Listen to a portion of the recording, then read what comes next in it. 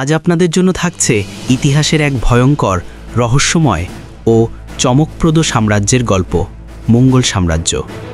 এইরকম ভিডিও পেতে চ্যানেলটি সাবস্ক্রাইব করুন, ভালো লাগলে লাইক কমেন্ট করুন। একসময় পৃথিবীর প্রায় অর্ধেক স্থলভাগে দাপট ছিল যাদের ভয়ে কেঁপে উঠেছিল এশিয়া থেকে ইউরোপ পর্যন্ত রাজ্য। তারা ছিল মরুভূমির সন্তান, যাযাবর জাতি, কিন্তু একতার মাধ্যমে তারা হয়ে ওঠে পৃথিবীর ইতিহাসের বৃহত্তম স্থলজ সাম্রাজ্যের নির্মাতা। এটাই সেই সাম্রাজ্য যেখানে জন্ম নিয়েছিল কিংবদন্তি নাম চেঙ্গিস খান। তৃতীয় শতাব্দীর শেষ দিকে মধ্য এশিয়ার মঙ্গল গোত্রগুলো ছড়িয়ে ছিটিয়ে বসবাস করত। ছোট ছোট গোষ্ঠী প্রতিনিয়ত একে অপরের সাথে লড়াই। কেউ ভাবতে পারেনি এখান থেকে ইতিহাসের সবচেয়ে ভয়ঙ্কর সেনা তৈরি হবে। 1162 সালে জন্ম নেন থেমুজিন। পরে যিনি হয়ে উঠবেন চেঙ্গিস খান। শৈশব থেকে কষ্ট আর সংগ্রামের মধ্য দিয়ে বড় হন তিনি। পিতার মৃত্যু, পরিবার থেকে বিচ্ছিন্নতা আর দারিদ্র্য তাকে কঠিন করে তোলে।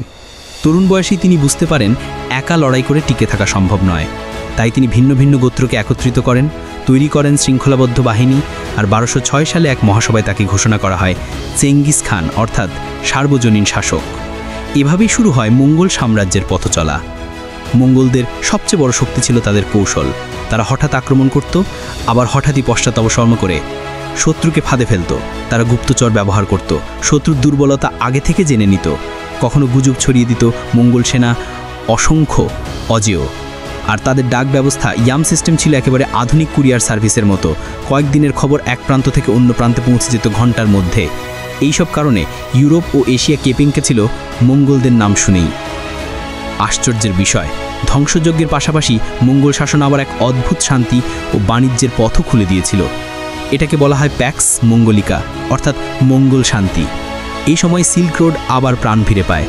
চীন থেকে কাগজ তৈরির কলা, গান পাউডার, আরব থেকে বিজ্ঞান ও গণিত সব ছড়িয়ে পড়তে শুরু করে। কেউ কেউ বলেন যদি মঙ্গল সাম্রাজ্য না থাকতো হয়তো ইউরোপ রেনেসান্স যুগে এত দ্রুত প্রবেশ করতে পারত না। কিন্তু সব কিছুরই অবসান আছে। চেঙ্গিস খানের মৃত্যুর পর সাম্রাজ্য ভাগ হয়ে যায় 4টি প্রধান খানাতে: ইলখানাত, ইরান ও পারস্য; গোল্ডেন হোর্ড, রাশিয়া; চাঘাতাই খানাত, মধ্য এশিয়া; আর চীনে প্রতিষ্ঠিত ইউয়ান রাজবংশ। কিন্তু আভ্যন্তরীণ দ্বন্দ্ব, সাংস্কৃতিক ভিন্নতা আর সময়ের সাথে সাথে দুর্বল হয়ে পড়ে এই শক্তি। 1368 সালে চীনে ইউয়ান রাজবংশ পতন হলে মোগলদের প্রভাব ক্রমশ কমে যায়। চেঙ্গিস খানের কবর এখনও রহস্যে ঢাকা। বলা হয় হাজার হাজার অশ্বারোহী অবস্থানের পথ মুছে দিয়েছিল যাতে কেউ কখনো খুঁজে না পায়।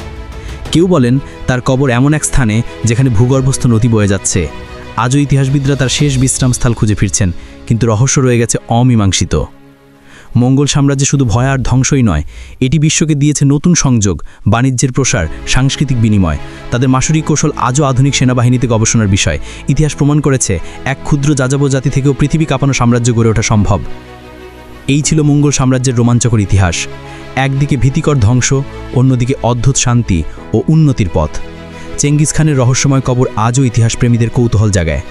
এমন সাম্রাজ্যের গল্প আজও প্রমাণ করে ইতিহাস শুধু অতীত নয়, এটি আমাদের ভবিষ্যতের জন্য শিক্ষা। ধন্যবাদ সবাইকে।